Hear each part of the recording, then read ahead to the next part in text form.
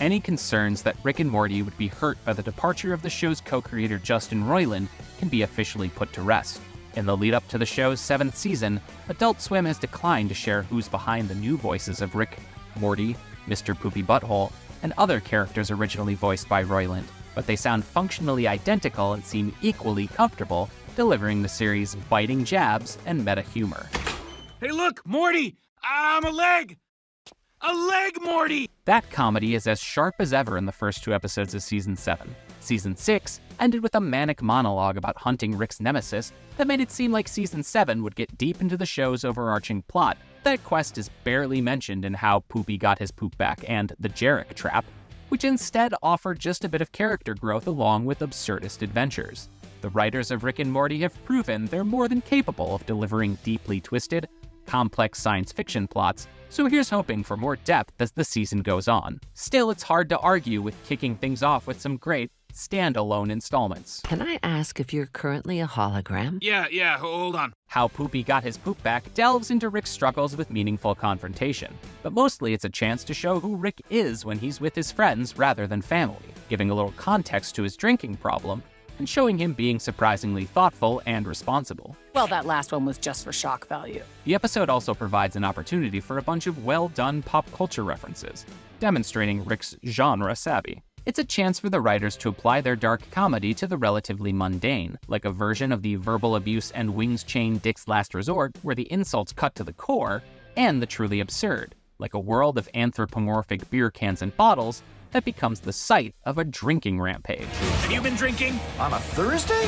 How Poopy Got His Poop Back also features a great cameo from a movie star who seems to have a newfound passion for appearing in raunchy cartoons, as well as a very surprising and entertainingly animated romance arc. We would say more, but most of the episode is wrapped up under tight spoiler restrictions. Sharp dialogue and gonzo animation have always been the heart of Rick and Morty, and neither have softened in Season 7. Since Rick is no longer the smartest man in his multiverse, the writers seem to be more willing to make him the butt of jokes, rather than the one getting the last laugh. That plays out with the usual verbal sparring with his family in How Poopy Got His Poop Back.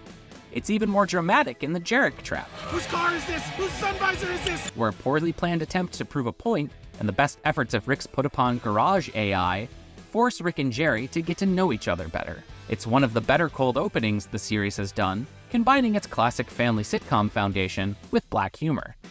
The episode is particularly a triumph for the voice of Jerry, Chris Parnell, who plays the perpetual punching bag on both Rick and Morty and Archer, and seems to relish the chance to give as good as he gets. I was wondering if you could help me out with a bit of a rake situation. The arguing and antics are hilarious and also more than a bit sentimental, exploring how much Rick and Jerry care about their families and the ways that their opposing natures can actually complement each other.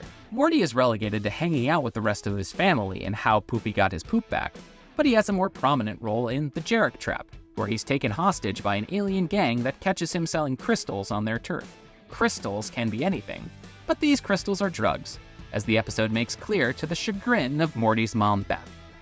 The gang leader's reaction feels similar to that of Vigo Tarasov in John Wick, as he bends over backwards to make things right with Rick, before a whiff of weakness makes him too ambitious for his own good. The Jarek Trap is a great mashup of buddy action movies and Star Trek Voyager's Tuvix, combining gore-soaked gags with the tension between the nature of identity and happiness that drove previous episodes like Bethic Twinstinct and Rest and Ricklaxation. What do you say, Rick? To fly through space? Come upon something? Maybe I have a moral objection? Justin Roiland's departure hasn't changed Rick and Morty. The yet-to-be-identified actors playing the title characters sound pretty much identical to Roiland, and the first 2 episodes of Season 7 offer the same mix of sharp meta-humor, emotional depth, and grotesque animation that has always made Rick and Morty great, delivering bombastic, standalone adventures that offer just a bit of character growth.